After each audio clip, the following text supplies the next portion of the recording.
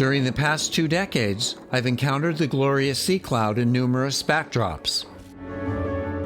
In 2003, like a towering long-nosed colossus, she dominated the ancient harbor of Rhodes. And in 2005, at Civitavecchia, she approached with her bow wave unfurling like a giant silk ribbon. As historic as she is beautiful, the now 90-year-old ship has led a storied life.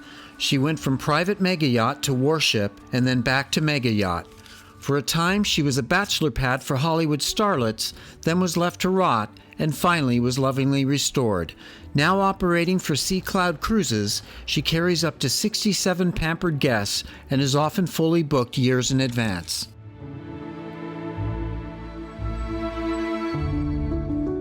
Even before I had ever stepped foot on board, I ranked her as the world's most beautiful cruise ship in a 2018 feature for Gene Sloan's Cruise Log at USA Today. There simply is nothing like her afloat.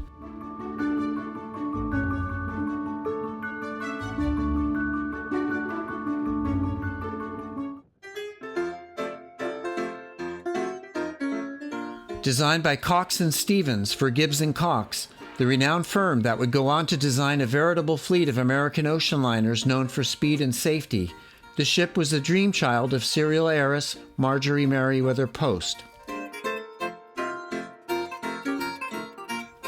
Post had envisioned the world's largest private sailing yacht as a 4-masted barque to be named HUSSAR V.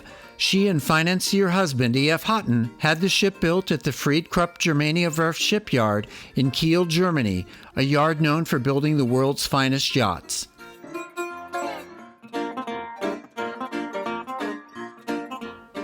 The 316-foot HUSSAR V was launched on April 25, 1931. Acres of teak decking was used in her fitting out process, and she would boast state-of-the-art fire and safety gear. She would accommodate up to 16 guests and had some advanced features for the day that included a telephone system, gold-plated hot and cold water taps, an electric washer and dryer, and even a jukebox. With her black hull and gold trim, HUSSAR V had an imposing profile. Her masts towered the height of a 20-story building and had no less than 30 sails created from 30,000 yards of specially woven cloth. She also had diesel engines that could achieve a 12-knot cruising speed when there was no wind. The yacht's interiors were rendered in English country manor style, with ornately carved wood paneling, marble and brass accents, and Post's eclectic collection of antiques. The dining room featured a medieval table with Queen Anne walnut chairs and 2 giant billfish caught by Post and Hutton's daughter Deanie. There was also a dedicated smoking room near the stern. Post's stateroom was the largest on the ship and featured off-white beveled paneling, ornate plasterwork, and etched mirrors. With its dark pine paneling, Hutton's cabin was decidedly more masculine. A crew of 60 manned the ship and catered to the Post Hutton's every need, with hand-picked uniforms to suit every occasion. HUSSAR V had vast open deck spaces and a cushioned seating area on her fantail called the Blue Lagoon.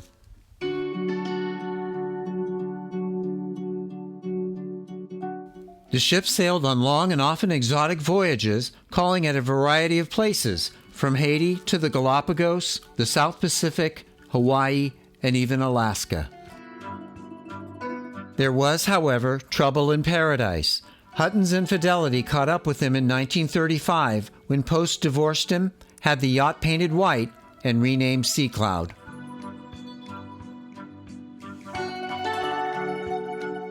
Shortly thereafter, Post's friendship with lawyer Joseph E. Davis blossomed into marriage. When Davis was appointed U.S. ambassador to Russia, the Sea Cloud took on a diplomatic role, hosting European leaders like King Gustav of Sweden. In 1942, the yacht was loaned to the U.S. government and renamed IX-99 for use as a weather patrol ship. In exchange for 3 of her masts and her Golden Eagle bowsprit, the now gray vessel was fitted with anti-aircraft guns and new radar. IX-99 became the first racially integrated ship in the U.S. Navy, with 54 black servicemen among her 175-member crew. In 1944, she was released from naval duties and taken to Boston for a 7-month restoration. In 1946, the Sea Cloud returned to her owners with just one mast. By 1949, she was restored to her former glory with all 4 masts and full sails. Meanwhile, the ship had caught the eye of Davis's old friend, Dominican Republic dictator Rafael Leonidas Trujillo. With Sea Cloud becoming less integral to her lifestyle, Post agreed to sell the yacht to Trujillo in 1955. Trujillo renamed the ship Angelita after his favorite daughter.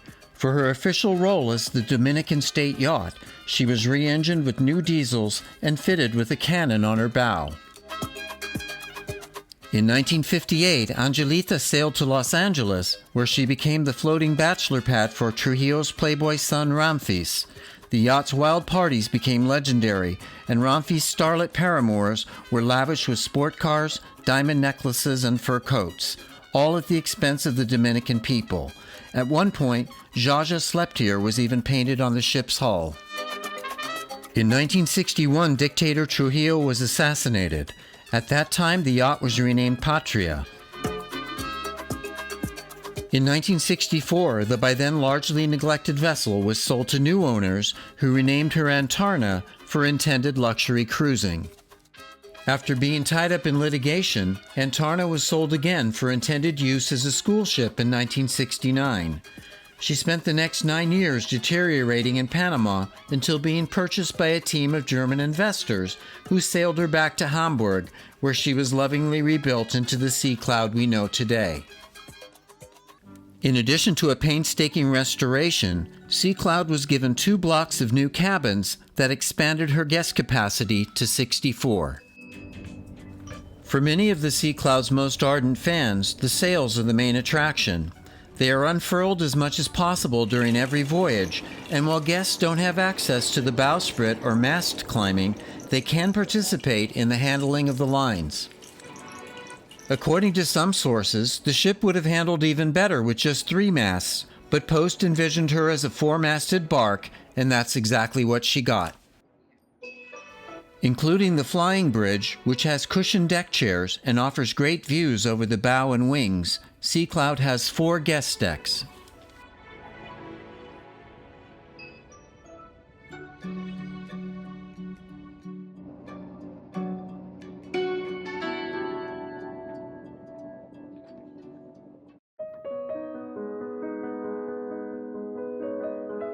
Captain's and Lido deck begins at the forecastle with its gilded eagle figurehead and bowsprit.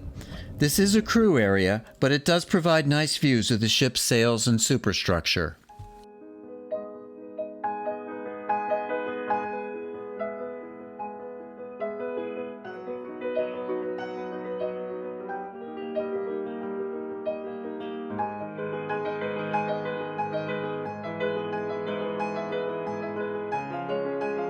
After the well deck, Captain's and Lido deck continues with the bridge area, which features cushioned bridge wing seating and an open terrace in front of the wheelhouse. Guests are provided access to the wheelhouse and chart room, conditions permitting.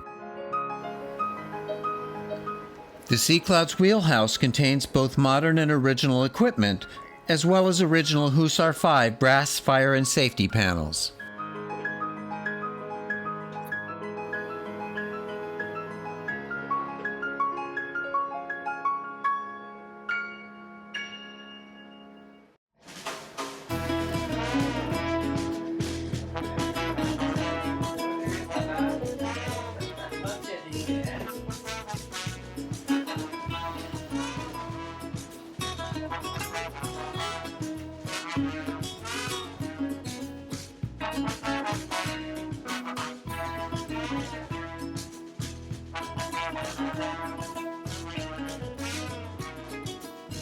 The exterior portion of Captain's and Lido deck continues with beautiful teak promenades on either side of a block of cabins that were installed in 1978.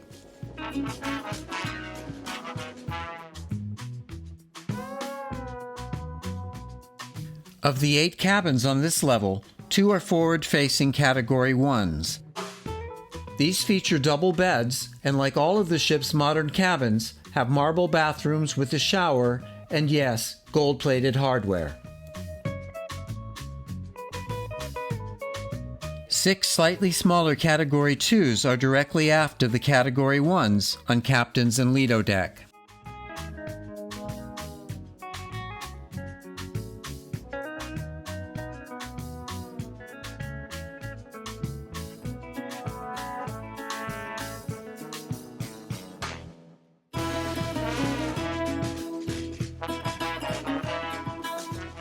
A bit farther aft, the sheltered Lido deck is the social hub of the ship. It features a long teak bar and is home to a lavish lunch buffet, enrichment lectures, and evening cocktails.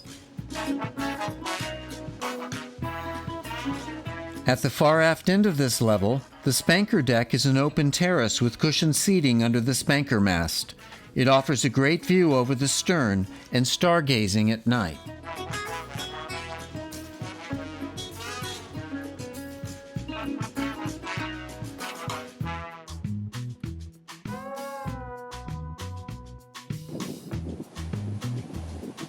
Promenade Deck begins with an open well deck area.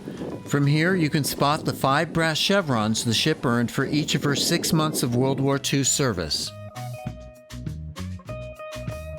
Among the Sea Cloud's most cherished assets are her sheltered promenades. Within earshot of the gurgling sea, they are portals to a bygone era.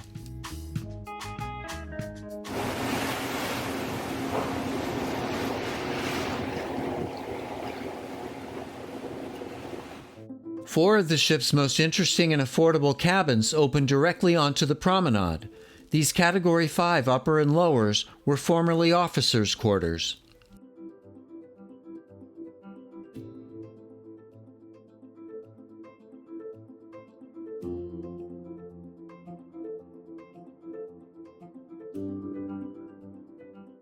One of the true miracles of the Sea Cloud is how such varied and delicious cuisine can emanate from such a small galley. The restaurant adjoins the galley on Promenade Deck and still boasts its dark oak paneling, beautiful brass-framed windows, and original light fixtures. It also features 5 classic harbor scene oil paintings by Alan Cox, whose art graces the U.S. Capitol's rotunda. Long since gone are Post's eclectic furnishings and Nadinia's pair of billfish.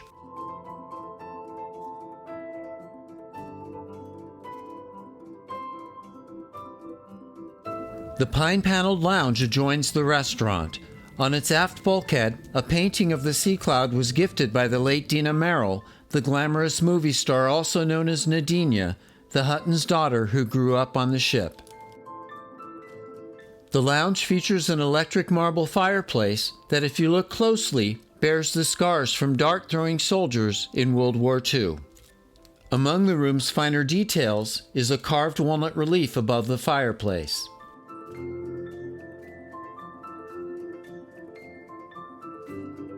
This space, of course, was originally the HUSSAR V's living room.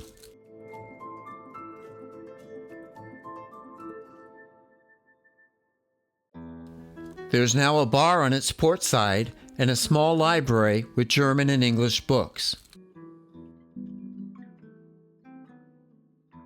During mealtimes, it becomes part of the open seating restaurant. In the aft port corner, there's a discreet staircase that leads down to the main deck accommodations.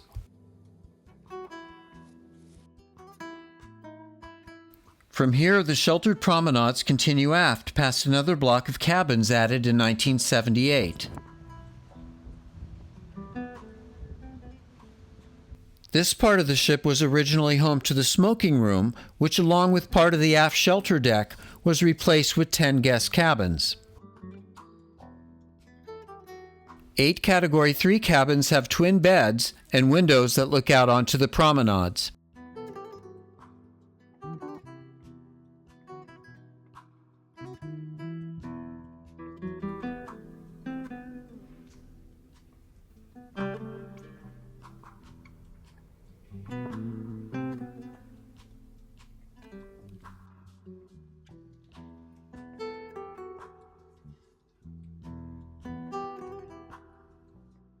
All the way aft, two slightly smaller Category 4s round out this block.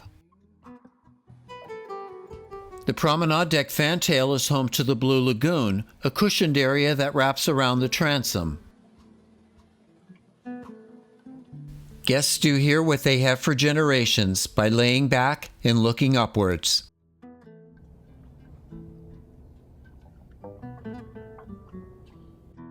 Main Deck is home to the Sea Cloud's original guest accommodations, which includes two of the most beautiful staterooms afloat.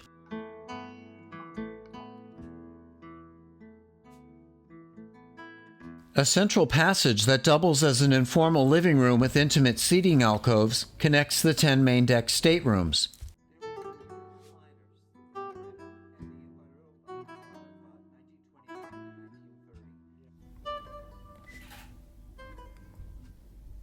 The ornate plaster molding, etched mirrors, and marble fireplace in Suite 1 appear just as Marjorie Merriweather Post left them. This lavish and legendary stateroom is often booked years in advance. One of the highlights of every Sea Cloud cruise is a pre-dinner open house, where guests in the original suites may opt to allow other guests to visit while champagne and canapes are served. The bathroom in Suite 1 is the size of some of the ship's regular staterooms.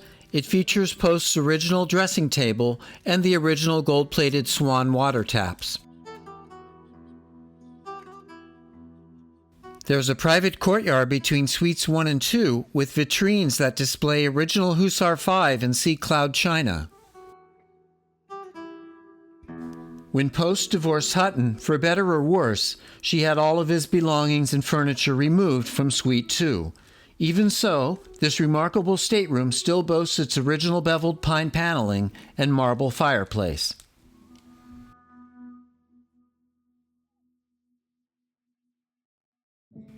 Suite number 3 was often occupied by Post's closest friends and relatives. This and several of the 5 Category B staterooms that follow have been largely revamped over the years. However, all still feature their original electric fireplaces and large marble baths.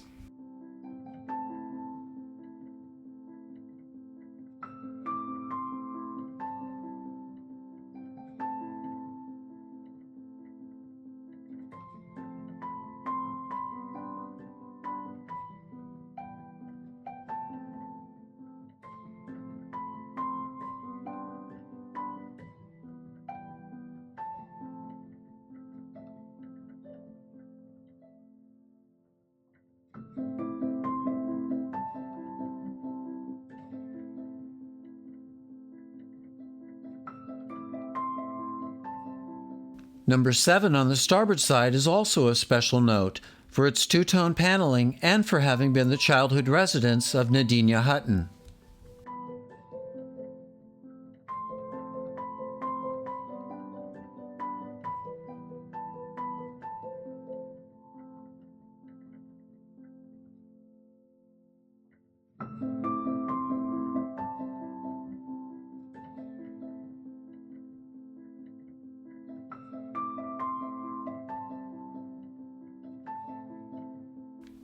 Two Category C staterooms are at the far aft end of main deck. They are laid out within the ship's transom and were originally occupied by Nadine Hutton's staff. An engine room tour is offered as part of the regular guest experience. While the Sea Cloud's machinery is relatively new, her instrument panel has numerous original brass gauges.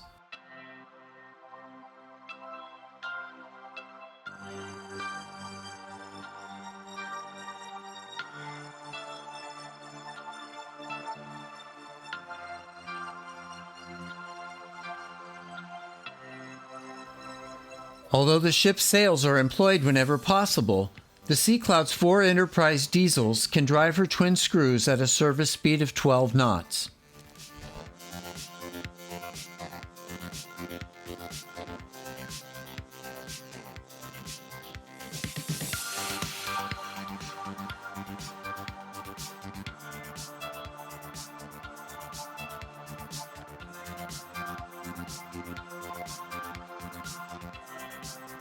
Thank you so much for watching, and if you enjoyed this video, Please hit like and subscribe to the Midship Century channel so we can bring you more.